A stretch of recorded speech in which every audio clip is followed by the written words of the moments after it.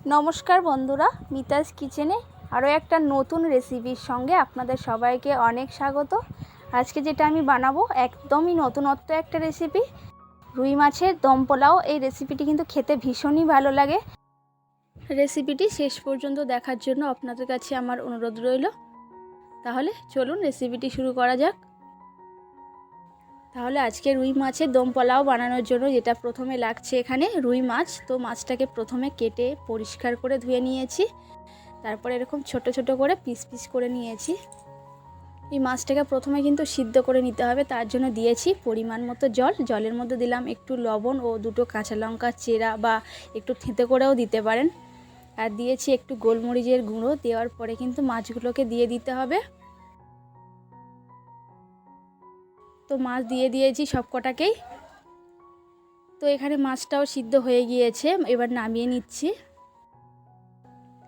নামানোর পরে একটু ঠান্ডা হলেই কিন্তু মাছের যে কাঁটা থাকে কাঁটাগুলো বেছে বাদ দিয়ে দিতে হবে।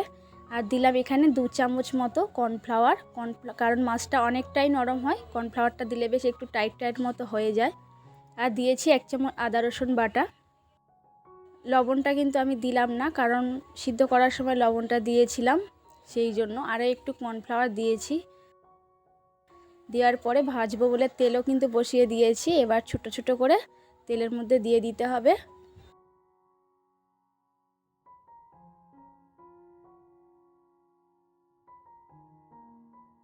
তো তেলের মধ্যে দেওয়ার পরে কিন্তু 1 থেকে 2 মিনিট পর্যন্ত একটু লাল করেই ভেজে নিলাম। এবার বসিয়েছি একটা ফ্রাই প্যানের মধ্যে 1 চামচ ঘি দিয়ে কাজু ও কিশমিশটাকে প্রথমে ভেজে নিতে হবে।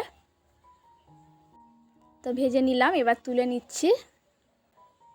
ওই ঘিয়ের মধ্যে দিলাম গোটা গরম মশলা ও একটা তেজপাতা।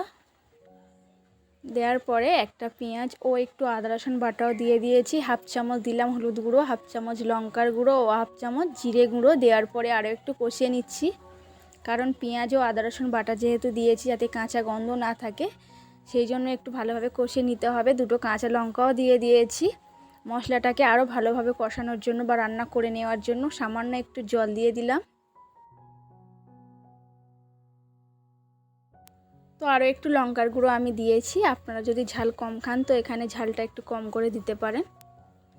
তো মশলাটা ভালোভাবে রান্না করে নিলাম। তো একটু ঢাকাও দিয়ে দিয়েছি। মশলা থেকে কিন্তু তেল ছাড়তে শুরু করে দিয়েছে, মানে মশলা একদম পারফেক্টভাবে রান্না হয়েছে। এবার মাছ ও কাজু কিশমিশটাকে দিয়ে দিলাম, দিয়ে একটু কষিয়ে নিচ্ছি। মাছটা কিন্তু ভাজার পরে একটু কড়মড়ে টাইপের ভাব চলে এসেছে। তো আগের থেকে মাছটা ওই জন্যই কষিয়ে নিলাম, যাতে ভাতের সঙ্গে যখন এটা মিক্সড হবে একটু নরম মতো হয়ে যাবে। একটু জলও কিন্তু দিয়ে দিয়েছি।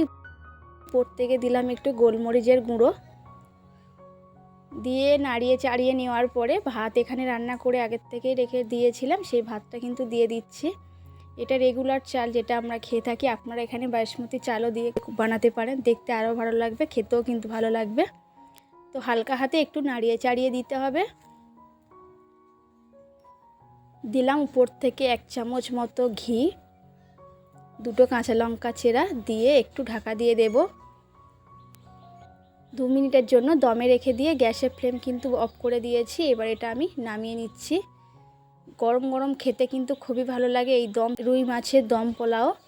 আপনারা অবশ্যই একবার বাড়িতে ট্রাই করে দেখতে পারেন, খেতে ভীষণই ভালো আর একদম নতুনত্ব একটা রেসিপি। তাহলে দেখলেন তো আজকের দম পোলাও রেসিপিটি বানানো কিন্তু খুবই সোজা। তাহলে আজকের দম পোলাও রেসিপিটি কিন্তু আমার এই পর্যন্ত। আশা করছি আপনাদের ভালো লেগেছে, আর যদি ভালো লাগে লাইক করে দিতে ভুলবেন না এবং বন্ধু বান্ধবদের সাথে অনেক অনেক করে শেয়ার করবেন। আর আপনারা যদি আমার চ্যানেলে এখনও নতুন বন্ধু হয়ে থাকেন তো প্লিজ চ্যানেলটি সাবস্ক্রাইব করে নিয়ে পাশে থাকবেন। তাহলে দেখা হচ্ছে আগামীকাল নতুন আরও একটা রেসিপির সঙ্গে।